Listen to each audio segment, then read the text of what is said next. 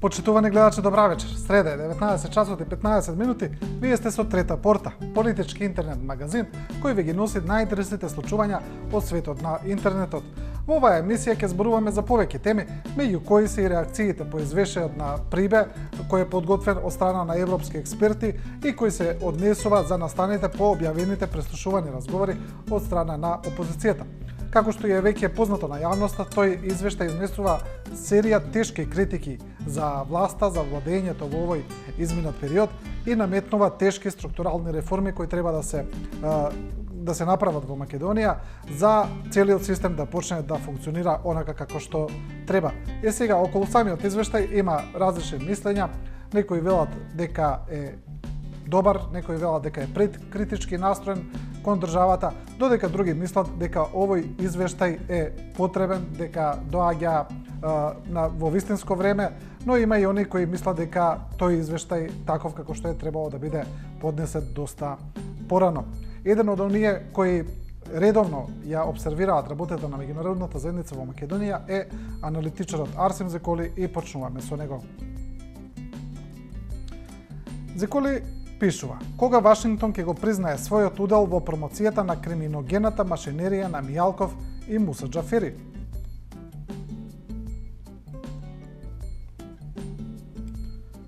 Но читањето на извештајот сето време ве става во недоумица пред една друга дилема.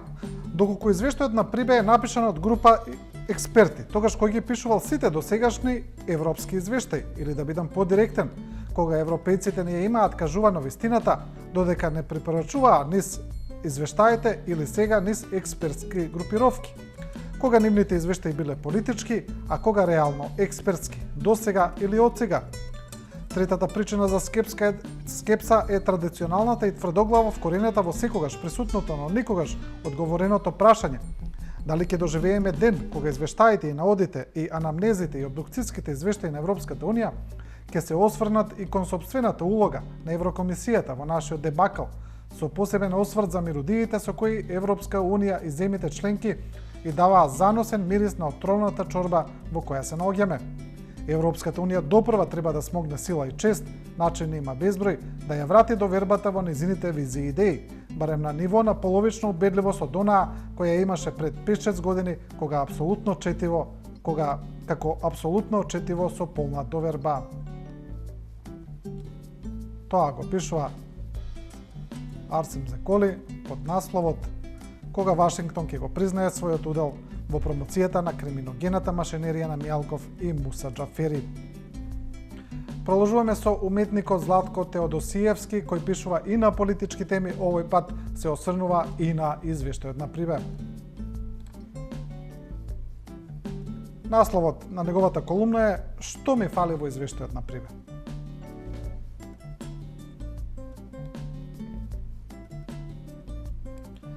Впрочем, и годишните извештаи за Македонија, без малку сите во последните години, беа со слична, малку позавиткана интонација, прилично длабоки согледувања, прецизни лоцирања на проблемите и одговорностите, а сепак и во нив континуирано ми фалеше зборот култура, односно целата оваа област која што кај нас, особено изминатите години, беше толкмо платформата од која што власта ги диригираше повеќето идеолошко-идентитетски манипулации, но и областот каде што всушност започна целата криминална индустрија.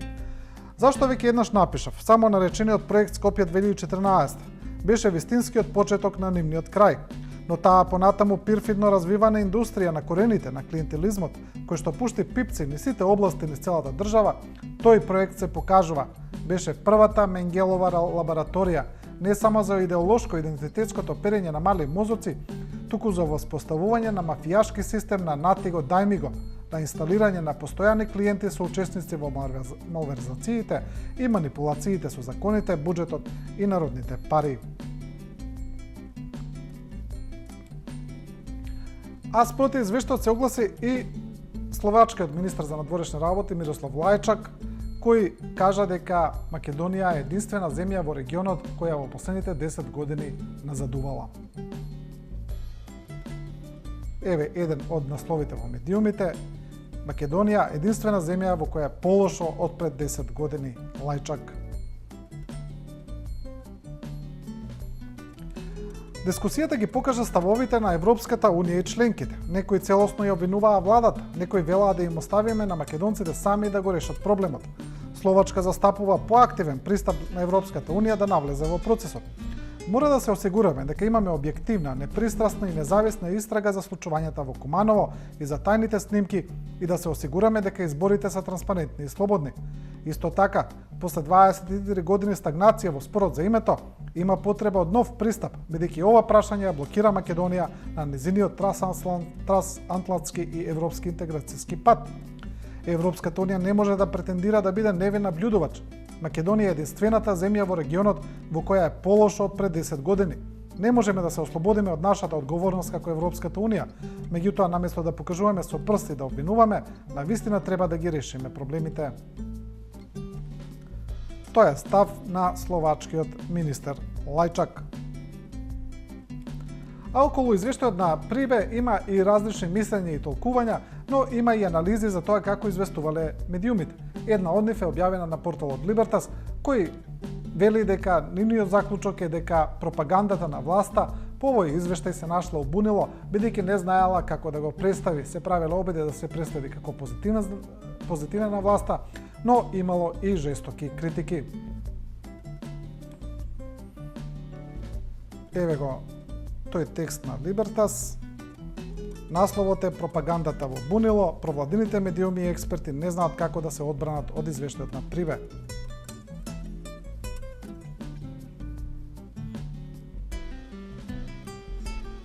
Тоа е една поголема анализа. Еве дел од неа. Единствениот обид да го представат како некаков успех се случи во саботата. Во текст на Курир под наслов СДСМ призна дека преслушувале осомничени во пуч, Верушевски и Костовски, кој беше пренесен од уште неколку портали.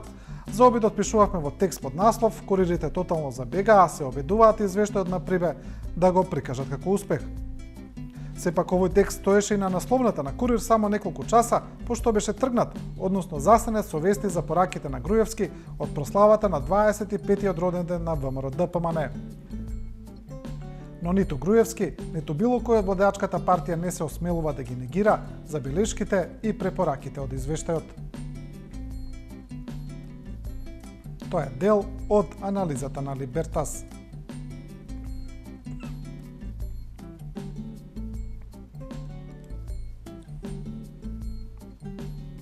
Продолжуваме со останатите теми кои се поврзани на некој начин и со извештајот, но и со актуелната политичка криза. И тука исто така има различни размислувања за тоа кој е виновен за кризата, како таа ќе се развива во иднина, какви ќе бидат последиците за власта и за опозицијата. Првим почнуваме со професорот Димитар Димитров во негова прилично интересна колумна. Насловот на колумната е индивидуална или споделена одговорност.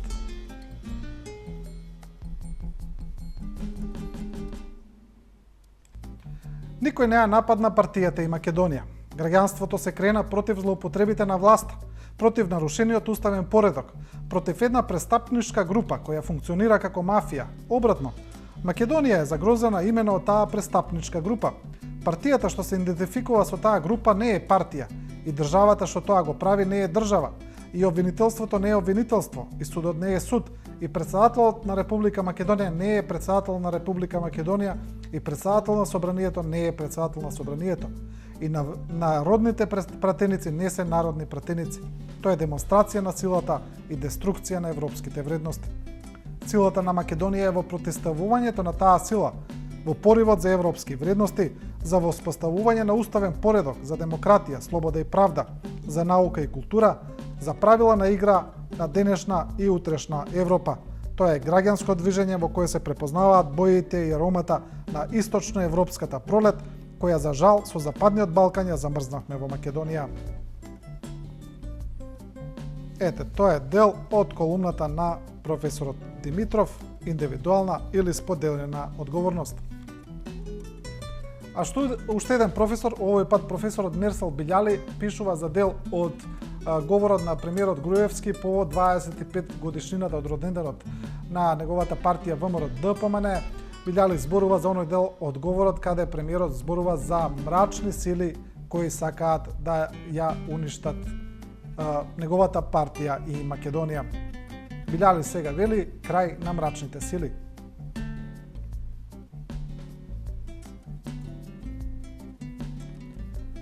Но што е со мрачните сили, кои во наводници ги разоткри нашиот премиер?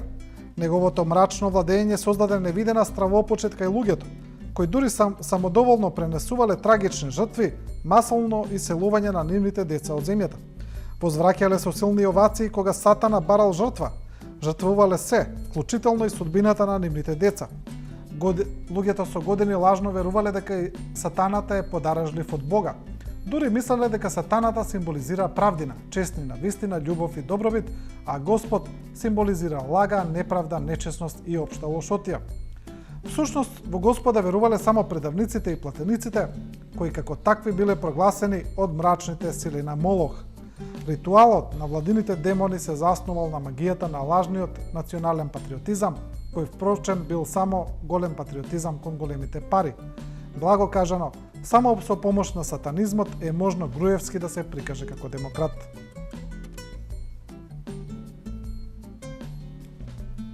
Тоа е колумната на професорот Билјали, а за мрачните сили има доста коментари и на Facebook, значи голем дел од корисниците на Facebook, особено оние кои се критичари на власта, ова го сватија некако иронично, подсмешливо, па така во таа насока се нивните постои.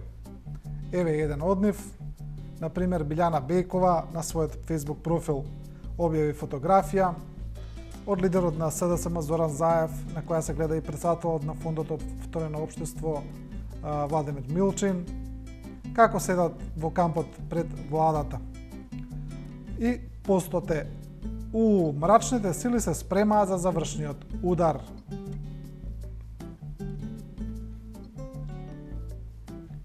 Значи тој ироничен пост. Продолжуваме со Сотир Костов, кој како колумнист во Дневник порачува дека време е опозицијата да разбере дека таа не треба веќе да работи против државата. Специјалните очила на Милчин, Тричковски, Геровски и на Грчев е насловот на колумната на Сотир Костов. Сега да видиме еве еден дел од колумната. Привидот што опозицијата го сугерира за состојбите во Република Македонија не е вистинска слика за граѓаните и нивниот живот во Македонија. Без проведени законски постапки и демократски процеси, без да се чуе другата страна, без да се дадат факти, аргументи и докази, одлуките и пресудите се бумеранг кој кога тогаш удира по глава и потоа прераснува во иницијална каписла за активирање на спиралата на злото. Мораме да знаеме еднаш за секогаш да научиме дека брзоракоста, непромисленоста и еуфоријата се грди помошници кога се во прашање промислувањата за нештата и состојбите. И уште повеќе, тие се погубни кога се работи за историска вистина. Овде мислам на грозоморните тиради против ВМРО историското и ВМРО ДПМН, денешното напишани од морбидниот Бранко Тричковски и фашизоидниот хигиеничар Мирослав Грчев, дозволени од Бранко Геровски и финансирани од Владе Милчин. Тоа е колумната на Сотир Костов, специјалните очила на Милчин, Тричковски, Геровски и Грчев. Атанас Вангелов има сосема спротивно мислење од Костов. Тој вели дека во Македонија во моментов се случува ужас без крај.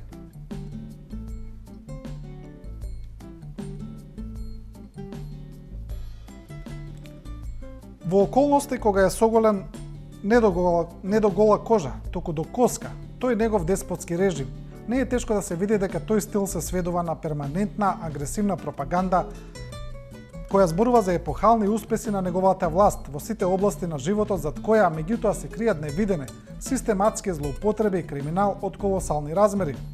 Дојде времето да се разоткријат, да се разобличат до најситни детали сите тие тешки злоупотреби и институционализирани криминали.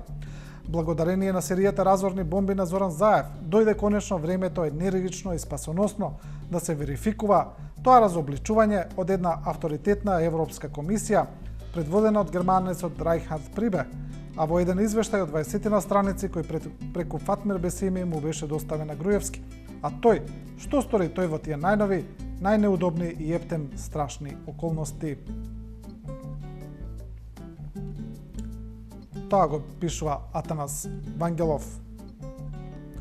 Продолжуваме со уметникот Александар Станковски, кој редовно ги поддржува политиките на власта и овој пат се обраќа на опозицијата и тоа употребува прилично тешки зборови. Насловот на неговата колумна е Утка.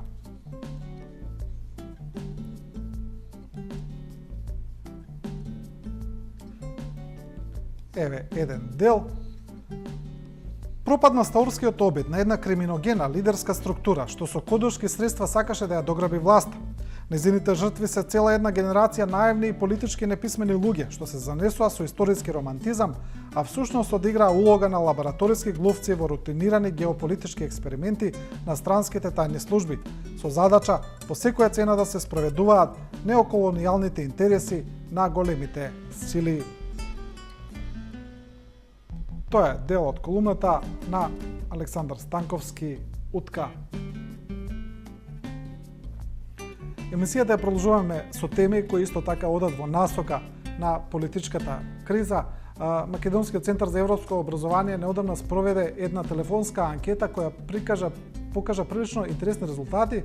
Имено во неа голем дел од граѓаните, поголем дел, веруваат дека снимките кои ги објавува опозицијата не се направени од странски служби, туку се направени дома од домашната безбедносна агенција.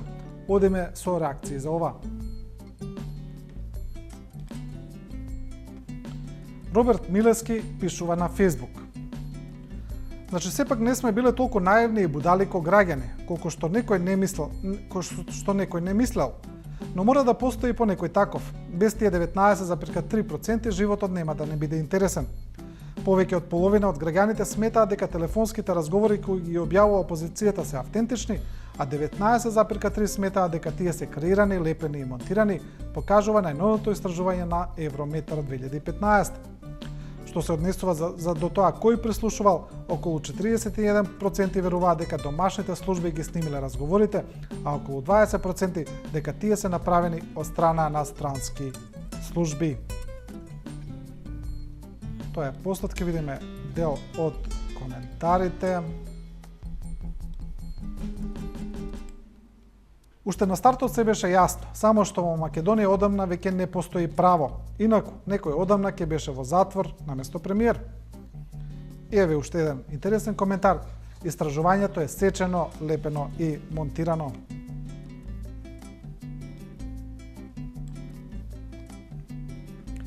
Продолжуваме со Драган Павловик Латас во неговите редовни колумни кои се објавуваат понеделнички. Овој пат колумната е насловена Фронт, како и секогаш еден збор е користен за наслов за колумните на Драган Павловик Латас.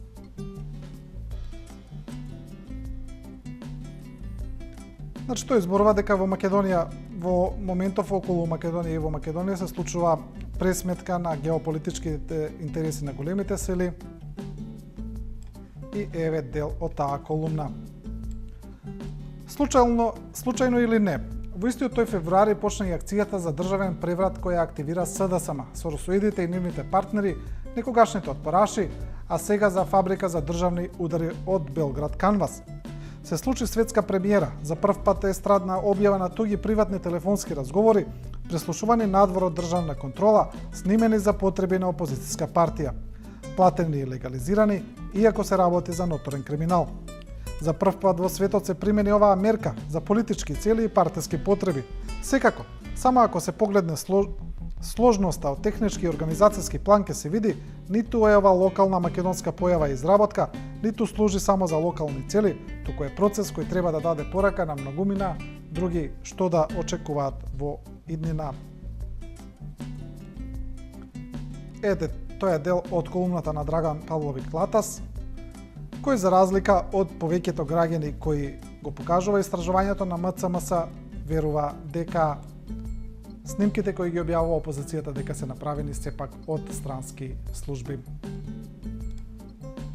Одиме со уште еден пост во овој блог. Владимир Лазаревиќ, дел од Сдруженијето Има иднина, сега пишува за една прилично интересна тема која е поставена во македонската јавност, но некако таа е објавена само така на површина, без да се влезе подлабоко. Сега Лазаревик вели дека е можно во иднина македонските граѓани да дознаат повеќе, а тоа е за објавувањето на тајните банкарски сметки на македонски граѓани во Швајцарија. Македонската јавност го чека списокот на наши граѓани кои девизите ги сместиле во банки во Швајцарија. Јавноста лицитира со имиња, нивните професии и сумите на нивните девизни конта. Либертас дознава дека меѓу македонците штедачи во Швајцарија ќе биде откриено и името на сопруга на екс-премиер која чува пари на сигурно. Ќе видиме дали ова ќе се оствари, дали ќе излезат и имиња во јавноста. Инаку Македонија досега имаше повеќе премиери, значи и сите тие имаат сопруги, значи ќе видиме дали тоа ќе биде така. И сега продолжуваме со еден друг блок кој исто така предизвика големо внимание во јавноста, а тоа е пораката на Македонската православна црква дека верниците не смеат да вежбаат јога, бидејќи тоа е спротивно на православната религија. Ова предизвика огромни реакции во јавноста, можам слободно да кажам, речиси нема некој граѓанин кој не искоментира за ова. Одиме прво да видиме што всушност кажа МПЦ. Пораката инаку е пратена од митрополитот Иларион. Откажете се од јогата и покајте се е еден од насловите во медиумите објавен. Митрополитот Иларион Брегалнички на неделната литургија во Лесновскиот манастир им порачал на православните христијани да се откажат од јогата, бидејќи таа не представувала само еден вид на фитнес, туку представувала одрекување од светата православна вера и одрекување од Христа. Тој ги повикал сите верници кои практикувале или практикуваат јога вежби, можеби и од незнаење, да прекинат да се покајат да исповедаат, а во спротивно на тие кои не сакаат, тој ќе им дала на тема. Претходно православната црква одржала состанок на свештениот синод во Грција, од кој излегла со став дека јогата представува фундаментално учење на хинду религија, има различни школи, индустрија, трендови и тенденции и не представува само еден вид на фитнес. Значи, тоа е пораката на митрополитот Иларион. Сега одиме со реакциите. Значи, експертот за човекови права Жарко Трајановски објавува еден Facebook пост кој е прилично интересен. Трајановски пишува: Јога вежбите кај нас се признаени со Законот за алтернативна медицина, како методи и постапки на кам за диагностика, лечење и рехабилитација. Законски признаени се и вежбите на медитација, техники на дишење, прана јама и јога асанама. Законот го има подпишано лично Никола Груевски. Дали сега владиците на МПЦ ќе му фрлат таа на тема?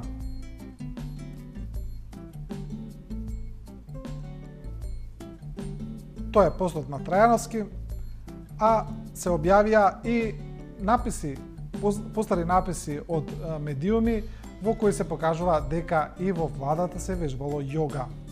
Овој пат во Министерството за финансии. Еве вака Галерија Ставревски организира јога за вработените.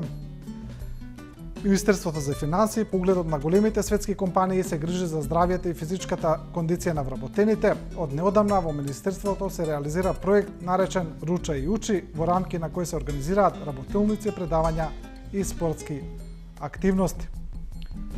Овие денеска вработените имаат час по офис јога, учеа да се опуштаат и да го намалат стресот во работата. Ете, тоа е дел од оние реакции кои велат дека и во владата се вежба јога, како на ова сега ќе реагира МПЦ, а новинарот Бранко Геровски исто така со зајадлив статус во однос на јогата. Одамна се откажав од јога. Возам джип. Дали сум кандидат за владика? Прашува Геровски.